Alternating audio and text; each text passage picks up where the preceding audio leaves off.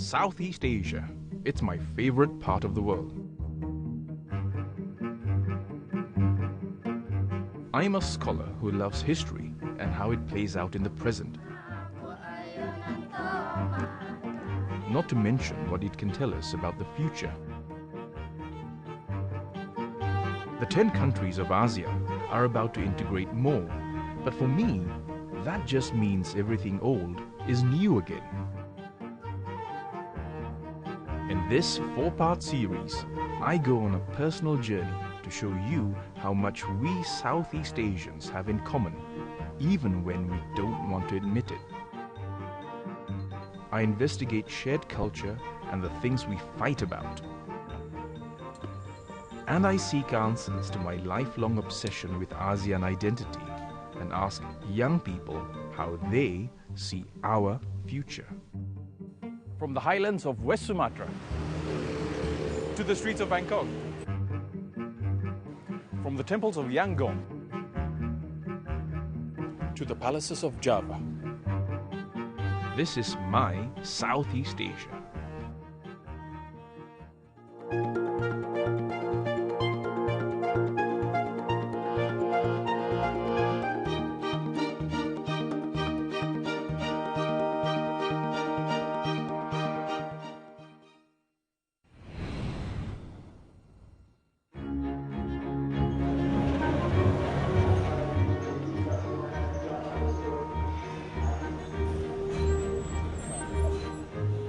Yangon, for so long closed off from the rest of Asia.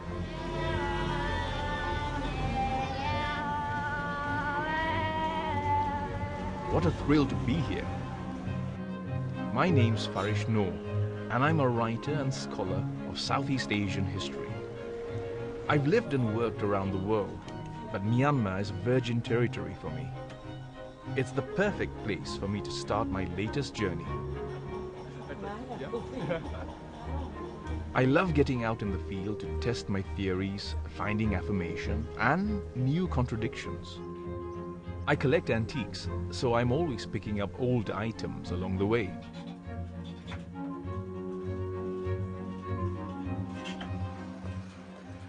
First catch of the day. Every time I buy an antique for the first time in a country, I don't bargain, just for good luck. Hopefully it will bring me more bargains in the future.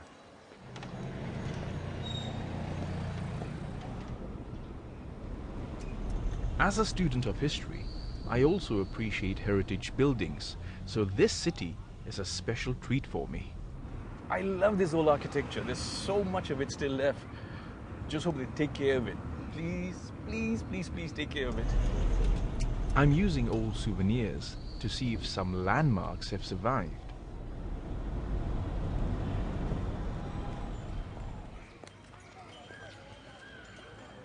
There it is. Just like in the postcard taken in the 1920s. Exactly the way it is, but with a tree next to it now. Wonderful. Wonderful. One of the things that makes Myanmar so fascinating is its location on the edge of Southeast Asia, next to the Indian subcontinent. India and China were of course big influences on this region historically. It's a shame how easily we forget our shared heritage. Well, here we are just in front of the Chulia Mosque in what used to be the Indian quarter of Yangon. And the sights and sounds around you really give you the impression that South Asia is spilling into Southeast Asia. And it's a wonderful feeling of how hybrid Southeast Asia really is. And that's something to think about while I have a cup of tea.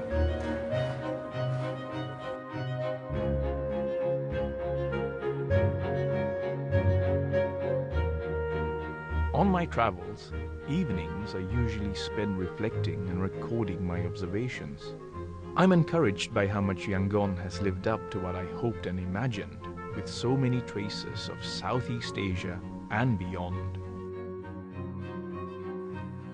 It was a hot day today, so I sat down in a cafe, had a cup of tea, and this man in a longi walked past, so I thought I'd sketch him. Here he is.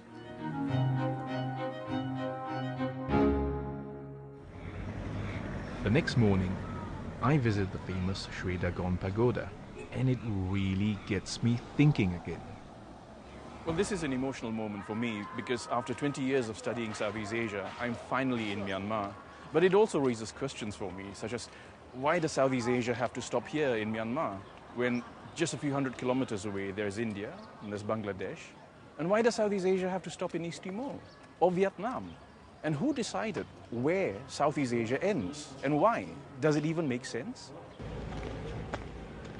To me, boundaries, borders, and even nation-states are artificial constructs. Getting people to think regionally, not just nationally, is a recurring theme in my work.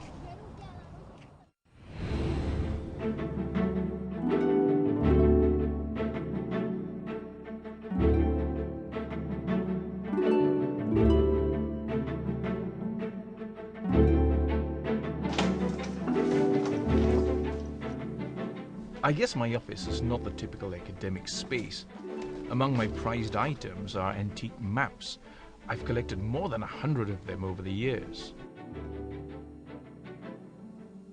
This is my oldest map from 1540, and that makes it almost half a millennium old. I find it very charming because of its inaccuracies. Now, this is meant to be Malaysia.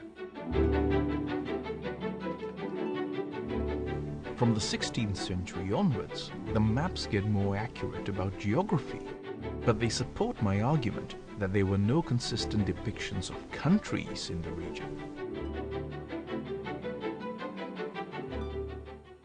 I still find it hard to convince people that the concept of countries and borders is a very new thing. So, here's a 60-second history lesson. Instead of countries, Southeast Asia traditionally had dozens of power centers that rose and faded, with names like Angkor and Mataram. Their influence weakened further away from the center. There were sometimes overlaps in contested land, but also many areas not really controlled by anyone. People in those areas did not have the concept of belonging to a country. This continued until just a couple of hundred years ago. So what happened? Well, colonization happened. And treaties that were drawn up in Europe, with no input from Asians, carved up the region and introduced borders. And the map makers paid little attention to shared cultures and ethnicities. A few examples. In 1871, British Malaya and Dutch Indonesia were divided along the Malacca Straits. From the 1860s to the 1880s, French Indochina got divided into Cambodia, Laos, and Vietnam. The 1885 Anglo-Burmese War ended with Britain gaining control and fixing a new border with Siam, which is modern-day Thailand. And in 1909, the Anglo-Siamese Treaty set the border with Malaysia. When countries became independent from the mid-20th century on, the borders stayed the same, and we've been dealing with the consequences ever since. So, we think we are such distinct standalone nations, but actually we've been trading and interacting very fluidly among ourselves and with outsiders for more than 1,000 years. Want proof? Then come with me.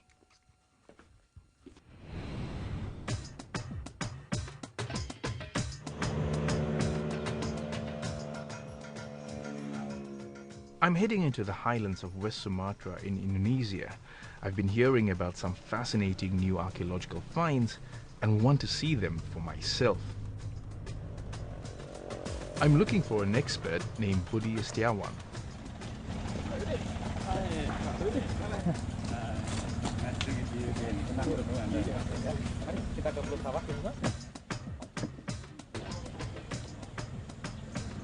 The Batanghari River is revealing plenty of secrets.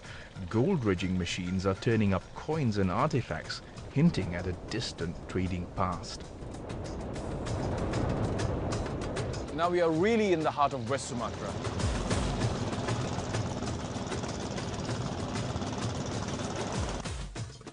We're heading for a new site that Budi and his team are working on. It's really hot.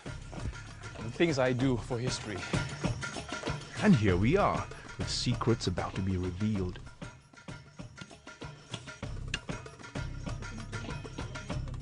Coming up, I become an archaeologist for a day and check out some surprising finds. You can't imagine how exciting it is for me to hold something from the 9th century.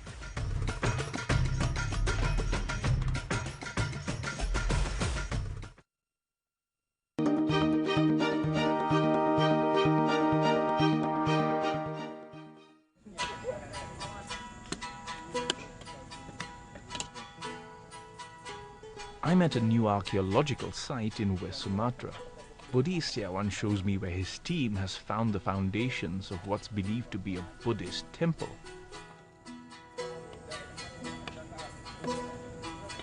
And so you found this wall, but how much deeper will you be digging? Until no more bricks. Have you been able to guess how old the temple is? I guess it's from 12, 13, or even more older than 12th Century? century. Ah, Yeah. okay. Before long, it's my turn. Okay, but I've never done this before, so you tell me whether I'm doing it right. So sometimes like this we find the artifact like ceramics and the others. So we must be careful. If I find anything, can I keep anything? Yeah. I don't need a promotion after that if I find something. Okay, never mind. That's good.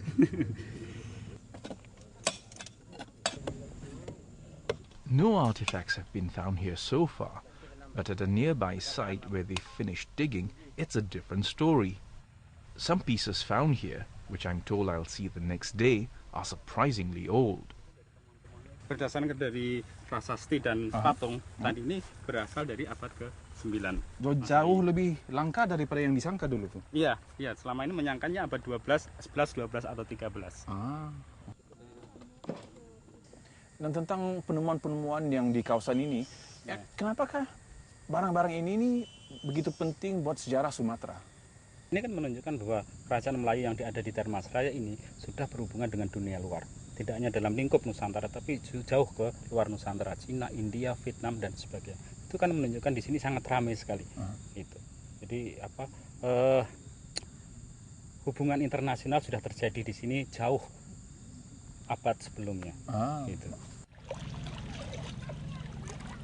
On the way out, we meet some locals looking for gold. Salam, Bu. Ada dapat? Enggak. dapat. Terus selama mendulang ini pernah dapat nggak barang-barang kuno dari sini? Pernah lah Mas. Oh ya. Apa tuh? Seperti uang Majapahit yang kecil-kecil itu. Oh, yang uang kecil-kecil ya? Pakai dulang? Pakai dulang ini. Pakai dulang ini?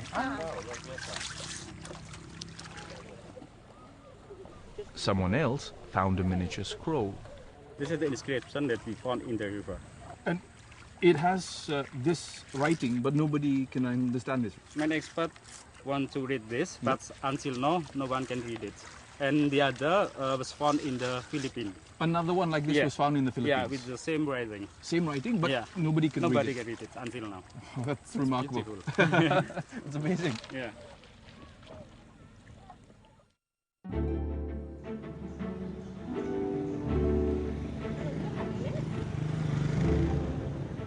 The next morning I'm off again, this time to Budi's office in Batu Sangka, a few hours away. He wants to show me the artifacts they've found so far. The collection is impressive. In one room there are decorative items from China and Persia. In the lab, we see what's been found in the recent digs. This is the stone, with the arms. I think it's from the sculpture, and the other this is the arms too, and maybe it's four arms. Four arms. This brick was found by farmer when digging 2 or 3 weeks ago. 2 or 3 weeks ago. And the other is the bronze Buddha, and I think it's from 9th or 10th century. 9th or 10th 9th or 10th century. Okay, very beautiful. Then there are coins from the 14th century. We can say it's from Aceh because there's the inscription on it with the letter Da. It's been a Dharana. Right. And these coins are found all over Southeast Asia. because they move and because Majapahit was trading with so many countries. And it's interesting to find them here as well in Sumatra. Yeah, it's very interesting. Some items are still a mystery. Well, this is definitely not Southeast Asian, and judging by the hilt, it looks like it's a tulva sword from India. But trying to get my hand around it, I think warriors were much smaller then. The key revelation, though, is that not only were locals trading with people from many other parts of Asia, they were doing it at least 3 centuries earlier than believed. This is a major discovery. Buddy's dedicated team, with limited resources, is actually rewriting history. Well, this is my nerd moment, because you can't imagine how exciting it is for me to hold something from the 9th century. I'd have to work 10 lifetimes to afford something like this. This would cost a fortune in an auction house. That was remarkable. In one archaeological center, I've seen things from China, Thailand, Vietnam, India, Persia, all of which ended up here in West Sumatra. And it just proves the point of how globalized the world was even 1,000 years ago. It's just amazing. Coming up, a river that joins 2 communities, but also separates them. Sebelum berlaku selesa duduk, tak ada takut apa lah. Nak pergi mana malam ke apa ke, tak ada takut lah.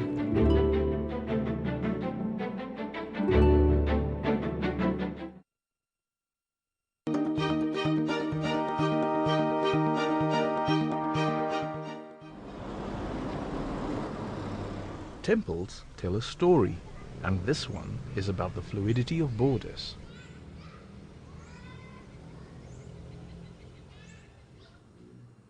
So where do you think I am?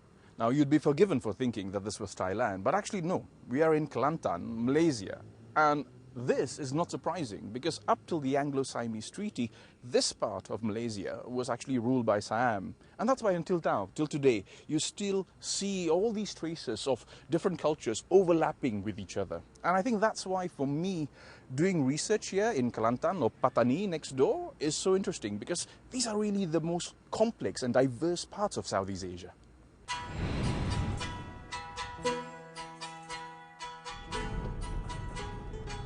I've been to this Malaysia-Thai border area many times to research social and religious movements. It's always been one of the most fluid borders in the region. Today I decide to cross the Golok River into Thailand again, because I've heard things are changing.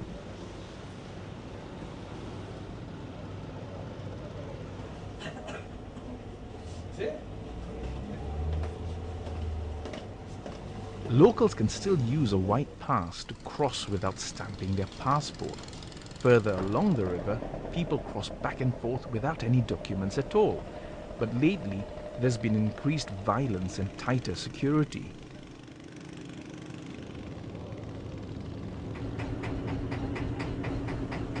Some of southern Thailand's Muslim Malays want independence, something Bangkok will not allow.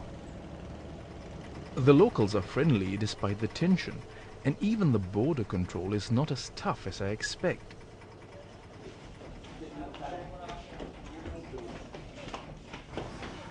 Well, I haven't been through Thai passport control yet, but here I am in the market, and if I wanted to, I could just walk off. After going through formalities, I spent a few minutes with the local who got on the same ferry as me. He's nervous and reluctant to talk. Orang di belah Petani dengan orang di belah Kelantan ni macam mana hubungan mereka tu ni? Macam keluarga ke, sepupu ke mana? Ada, keluarga pun ada, sepupu pun ada, kawan pun ada. Mana termudah lah pergi pagi. Kenapa? Kena budaya dia sama atau? Gitulah, sama-sama juga. I won't get into the politics of who should govern this area, but clearly there's some unhappiness in this sleepy backwater which belies the surface calm. I've seen tensions increase and decrease in the past, but it's sad for me to see the latest escalation. I decide to take another ride out onto the water. My driver is Hussein, who ferries people across the river up to 50 times a day. But lately, business is down because some people are afraid to cross the river. Well, right now, I'm in between two countries, and being here really makes me think. It's a shame to hear about the increased tensions and the heightened security because of the recent violence. And maybe that points to the drawback of being so insecure about borders and national identities. But with ASEAN integration being so close, isn't it time that we became more open-minded, like our ancestors were?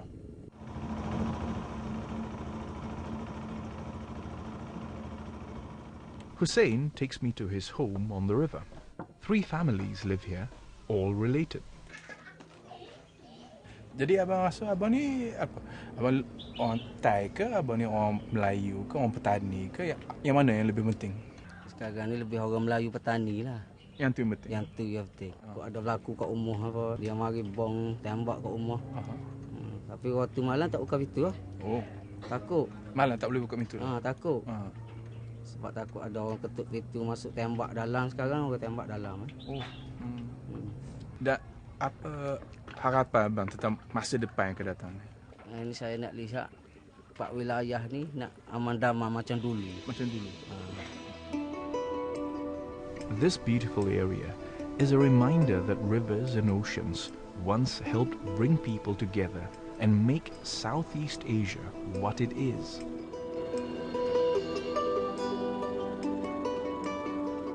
I hope for the sake of Hussein and others that it can return to its former tranquility and that this river once again joins people rather than divides them.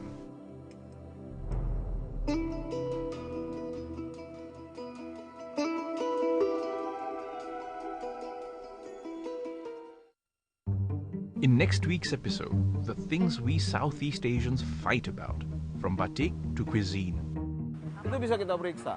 Batik ini adalah jelas warisan asli bangsa Indonesia. Oh, sudah lama. Is it justified? And what are the consequences?